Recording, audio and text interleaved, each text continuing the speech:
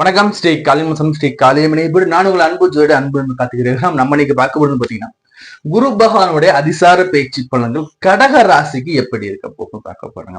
சந்திரனை ஆட்சி நாயகன் கொண்ட இந்த கடகராசி அன்பர்களுக்கு இந்த குருவுடைய அதிசார பேச்சு எப்படின்னு பார்ப்போங்க. பொதுவாக கடகராசிக்காரங்க எல்லாருக்குமே பாத்தீங்கன்னா சார் எங்களுக்கு அட்டம சனி எல்லாம் விலகிடுச்சா, இந்த அட்டம சனி விலகியும் இன்னும் நல்ல காலம் இன்னும் வரலதான் சொல்லிட்டு. ஏன்னா பாதி பேருக்கு நல்லது ஒரு நடந்திருக்கு. இன்னும் மீது சிலருக்கு பாத்தீங்கன்னா இன்னும் எனக்கு அட்டமசனி எல்லாம் விலகிடுச்சு சார், இன்னும் எனக்கு பாத்தீங்கன்னா இன்னும் எனக்கு நல்லதே நடக்கலையே சார்னு சொல்லிட்டு இருக்காங்க. சோ அப்படி இருக்கும் பட்சத்துல பாத்தீங்கன்னா கேது பகவான் வேற இந்த சந்திரன் கிட்ட நெருங்கி வந்துருக்காரு. பொதுவா சந்திரன் ரொம்ப மென்மையானவர். அவர்கிட்ட பாவகர்கள் நெருங்கும் போது ரொம்ப அப்படியே பாதிக்கப்பட்டுரும். சோ அந்த ஒரு நேரத்துல போயிட்டு இருக்கும் போது பாத்தீங்கன்னா இந்த கோச்சாரத்தை எடுத்து பார்க்கும்போது இந்த கோச்சாரத்துல குரு பகவான் அதிசாரமா உன்னைக்கார், அதாவது குட்டி பயிற்சின்னு சொல்லுவோம், குட்டி கொடுக்கக்கூடிய குட்டி பயிற்சின்னு சொல்லுவோம். அப்படிப்பட்ட குட்டி பயிற்சி காலம் எப்படி சார் இருக்க போகுது? பொதுவாக இந்த குருவோட அதிசாரங்கிறது பாத்தீங்கன்னா 19/10/2025 இருந்து 4/12/2025 வரைக்கும் அதிசார பயிற்சியில இருக்க போறாங்க. இதுல பாத்தீங்கன்னா அவரு அதிசார பயிற்சியில மிதுனத்துல இருந்து இவர் கடகத்துக்கு வந்தால் கூட புரியுதுங்களா, 11/11/2025 பாத்தீங்கன்னா இவரு கடக ராசிலேயே ரெட்ரோகன் சொல்லக்கூடிய அந்த வக்கரகதி ஆயிடுவார். வக்கரகதி ஆகி என்ன பண்றாருன்னா 4/12/2025 அப்ப என்ன பண்ணுவாருன்னா இந்த கடகத்திலேயே எகைன் மிதுனத்துக்கே வந்துருவார். இந்த மிதுனத்துக்கு வந்துட்டு என்ன பண்ணுவாருன்னா 11/3/2026 வரைக்கும் மிதுன ராசியில வக்கரகதியில இருப்பார்.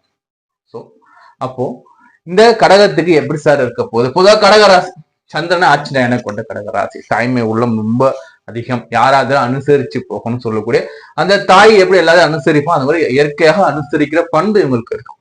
சரி, அப்படிப்பட்ட கடகராசிக்கு குருவுடைய அதிசார பயிற்சி வந்துருங்க. குரு உங்களுக்கு ராசி மேலே வருவார். ராசியில ஆடி சந்திரன் இருப்பார் இல்லைங்களா, அப்போ இந்த ஜனகால ஜாதகத்துல சந்திரன் மேல இப்ப கோச்சார குரு அமர்றது எப்படி இருக்கும் பாத்தீங்கன்னா குரு சந்திர யோகமா ரியாக்ட் பண்ண. குரு சந்திர யோகம்னா எல்லாருக்குமே தெரியும், மனசுல நம்ம என்ன நினைச்சிருக்கிறோமோ அதை நிறைவேற்றி கொடுக்கறதுக்கு இந்த குரு பகவான் துணை புரிவார். குரு பிளஸ் சந்திரன் குரு சந்திர யோகமா ரியாக்ட் பண்ணும்.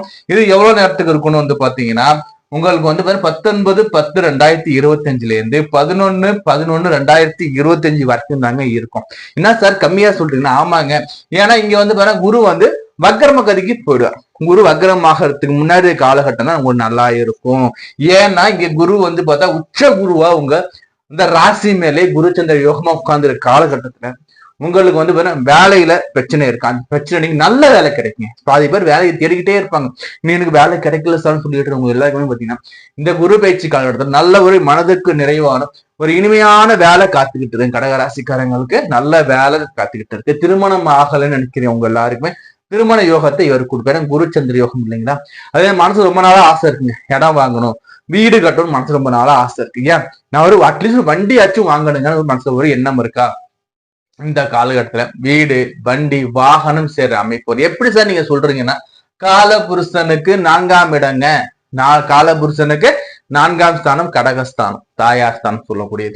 இங்க குரு பகவான் அமர. குருங்கிறது பாத்தீங்கன்னா உங்களுக்கு 6க்கு பிளஸ் 9ஆம் இடத்து அதிபதி, ஒரு 6ஆம் இடத்து அதிபதி. அதே மாதிரி உங்களுடைய பாக்கியாதிபதி ருணோரோக சத்துருக்கும் உங்களுடைய பாக்கியஸ்தானத்துக்கும் அதிபதியான குரு பகவான் உச்சம் அடையும் போது பாத்தீங்கன்னா பாக்கியஸ்தானம் ஆட்டோமேட்டிக்கா உச்சமாகும். 6ஆம் இடத்து அதிபதி ஆல்மோஸ்ட் உச்சமாகும். சார் 6ஆம் இடம் கடன் நோய் பிணிப்பிடிச்சனும் அப்படி நினைக்காதீங்க. ஒரு இரு ஆதிபத்தியம் உள்ள கிரகம் பாத்தீங்கன்னா ஒன்னு சுபராகவும் ஒன்னு பாவராக இருக்கும் பட்சத்துல இது சுபகிரகம் இல்லையா, சுப வீட்டுக்கு அதிகமான ஒரு முக்கியத்துவத்தை கொடுத்து உங்களுக்கு கொடுக்கும். அப்போ என்னன்னா உங்க வாழ்க்கையில நடக்க போகுது. நீங்க சந்தோஷத்தை 4 பேருக்கு சொல்லுவீங்க. 4 பேர் நம்ம சந்தோஷத்தை எது சொல்லுவோம் சொல்லுங்க? நான் சண்டை போட்டேன், அடிச்சுக்கிட்டேன், அங்க இதுல கேஸ்ல பண்ண சொல்லுவோம். அப்படி சொல்ல மாட்டோம். எனக்கு நல்ல ஜாப் கிடைச்சிருக்குங்க, எனக்கு ப்ரமோஷன் கொடுத்துட்டாங்க, எனக்கு திருமணம் டக்கு நிச்சயம் ஆயிடுச்சுங்க, கல்யாணத்துக்கு வந்துருங்க, வீடு கிரகப்பிரவேசம் பண்ண போறேங்க வீட்டுக்கு சோ இது மாதிரி மகிழ்ச்சியை நம்ம 4 பேர்ட்ட ஷேர் பண்ற அளவுக்கு இந்த குரு பகவான் உங்களை சந்தோஷமா வைப்பாருங்க. இந்த குறிப்பிட்ட காலகட்டம்ங்கிறது உங்களுக்கு பாத்தீங்கன்னா உங்க வாழ்க்கையை டேன் பண்ணக்கூடிய, உங்க வாழ்க்கையை மாற்றி அமைக்கக்கூடிய காலகட்டமா இருக்கும். அப்போ இந்த காலகட்டத்தை நல்லா நோட் பண்ணி வச்சுக்கோங்க. 19/10/2025 இருந்து 11/11/2025 வரைக்கும் உங்க இந்த குறுகிய காலகட்டத்தை நல்லா இப்பயே நீங்க பிளான் பண்ணி வச்சுக்கோங்க. என்ன பண்ணலாம் ஏது பண்ணலாம். இந்த காலகட்டம் உங்களுக்கு ஏன்னா சொல்றேன்னா சக்சஸ கொடுக்கும், வெற்றியை கொடுக்கும். சக்சஸ் ஃபேக்டருக்கு அதிகமான கொடுக்கக்கூடிய காலமா இருக்கு. அப்போ நண்பர்களை என்ன பண்ணுங்க, இந்த காலகட்டத்தை நழுவ விட்டுறாதீங்க. என்னை பொறுத்த வரைக்கும் வந்து பாத்தீங்கன்னா கடகராசிக்காரங்க இது வந்து ஒரு கோல்டன் ஆப்பர்ச்சுனிட்டி. கோல்டன் ஆப்பர்ச்சுனிட்டி இந்த காலகட்டத்தை பயன்படுத்திக்கோங்க. சரி சார், குரு வந்து வக்ரமாயி போறாரு சார். குரு நீங்க வந்து 11ஆம் தேதி பிறகு வக்ரம் ஆகும்போது என்ன சார் நடக்கும்? குருங்கிறது சுப கிரகங்க. உங்க ராசியில இவர் வந்து பாத்தீங்கன்னா உச்சமாகக்கூடிய கிரகம் வந்து வக்ரம் ஆகுதுன்னா எப்படி இருக்கிற வக்ரம் உக்கிரமா தீவிரமா ஒரு செயலை செய்யும். அப்போ இவர் வந்து இப்ப கோச்சாவே சார்ந்த இருக்க பொசிஷன் வந்து 12ஆம் விரயஸ்தானம் இல்லைங்களா? சோ அப்ப என்ன பண்ணா திடீர்னு விரயம் வரும். என்ன சார் திடீர்னு சொல்றீங்கன்னா, நம்ம அன்எக்ஸ்பெக்டடா நமக்கு வந்து செலவுகள் வரும். நம்ம வந்து நினைச்சு கூட பார்க்க மாட்டோம் நமக்கு இவ்வளவு செலவு வருமானு. அந்த அளவுக்கு செலவுகள் வரும். அப்போ என்ன பண்ணணும்? இந்த காலகட்டத்துல வக்ரகதியாக காலகட்டத்துல 11/11/2025 இருந்து 11/3/2026 வரைக்கும் நம்ம என்ன பண்ணணும்னு பாத்தீங்கன்னா, நீங்க எந்த ஒரு செயலையும் செய்யும் போது ஒரு முறைக்கு பல முறை யோசிக்கோங்க. உங்களோட பெல் விசிறி யாரு அவங்களால கேட்டு யோசிச்சு செஞ்சுக்கோங்க. ஏன் நான் சொல்றேன்னா, நம்ம சின்னதுன்னு நினைச்சு நம்ம ஒரு எக்ஸ்பெக்ட் பண்ணி வாங்க போவோம். நம்ம வாங்கினது பிறகுதான் நம்மளை ஏமாந்துருப்போம். புரியுதுங்களா? ஒரு உதாரணம் சொல்றேன் பாருங்களேன். இப்போ ஒரு இடம் வாங்க போறீங்க. அந்த இடம் வாங்குறது வந்து பாத்தீங்கன்னா வந்து 10 லட்சத்துக்கு வாங்கணும்னு சொல்லுவாங்க. அதோட ரியல் மதிப்புங்கிறது பாத்தீங்கன்னா உங்க 5 லட்சத்துக்கு இருக்குன்னா வாங்கினது பிறகு என்ன பண்ண முடியும்? ஒண்ணும் பண்ண முடியாது இல்லைங்களா? சோ அப்ப என்ன பண்ணுங்கன்னா, நல்லா ஒரு முறைக்கு பல முறை யோசிச்சுக்குவாங்க. அதே மாதிரி வந்து பாத்தீங்கன்னா நீங்க கவனமா இருங்க. ஏன்னா விரயங்கள் எப்படி வேணா எந்த ரூபத்தில் வேணா வரலாம்.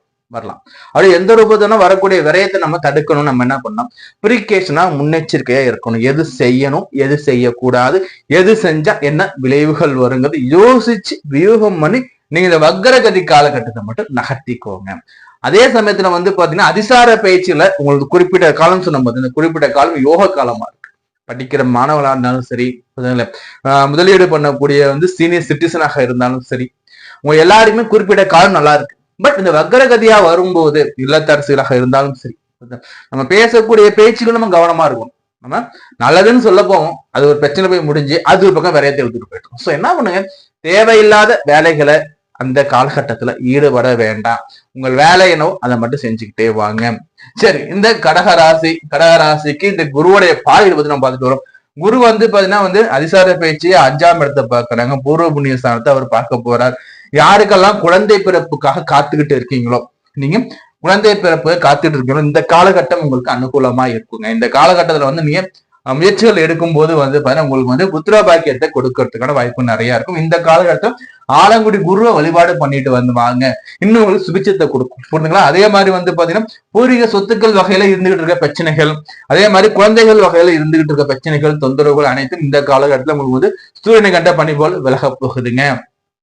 அடுத்தபடியா வந்து பாத்தீங்கன்னா குருவுடைய 7ஆம் இடத்து பாறை வந்து உங்களுடைய 7ஆம் இடத்தை பார்க்குது. சொன்ன பாத்தீங்களா, திருமணம் வேண்டி காத்திருக்க அனைவருக்குமே இந்த காலம் டக்குன்னு திருமண யோகத்தை கொடுக்கும். சடனா அன்எக்ஸ்பெக்டட்னு சொல்லுவோம். காலையில வந்து இதர்ச்சியா ஒரு வரன் பார்ப்பாங்க, வரன் வந்து கிளிக் ஆயிடும், சக்குன்னு மேரேஜ் பண்ணுங்க. கிட்ட ஒரு அடுத்த முகூர்த்தத்தை கல்யாணம் வச்சுக்கலாம், அடுத்த முகூர்த்தத்திலே கல்யாணம் பிடிக்கலாங்கிற அளவுக்கு டக்குன்னு பேச்சுவார்த்தை போது நல்ல வரனா வந்து அமையறதுக்கு வாய்ப்புகள் கூட உண்டு. அதே மாதிரி நண்பர்கள் வகையில ஆதாயம் இருக்கும். அதே சமயத்துல உங்களை சுத்தி இருக்க சமுதாய வகையோட உங்களுக்கு ஆதாயத்தை கொடுக்கும். அந்த 7ஆம் இடத்து பாறை உங்களுக்கு யோகத்தை கொடுக்கும். அதே மாதிரி குருவுடைய 9ஆம் இடத்து பாறைங்க சனி மேல விழுதுங்க. சனி மேல பார்வை விழுது. அப்போ சனி வந்து உங்களுக்கு 9ஆம் இடத்துல பாக்கிய சார்ந்திருக்காங்க. சனி இந்த பாக்கிய சனியால எந்த ஒரு கெடுபலனையும் கொடுக்க முடியாது.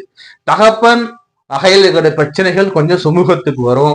அதே போல தகப்பன் உறவு மேல இருக்கக்கூடிய இந்த விலங்குகள் பிரச்சனை கொஞ்சம் சால்வுக்கு வரும். நீண்ட நாட்களா முடிக்க முடியாத பிரச்சனைகள் தொந்தரவுகள் கூட இந்த காலகட்டத்துல குறிப்பிட்ட காலகட்டத்துல முடியுங்க.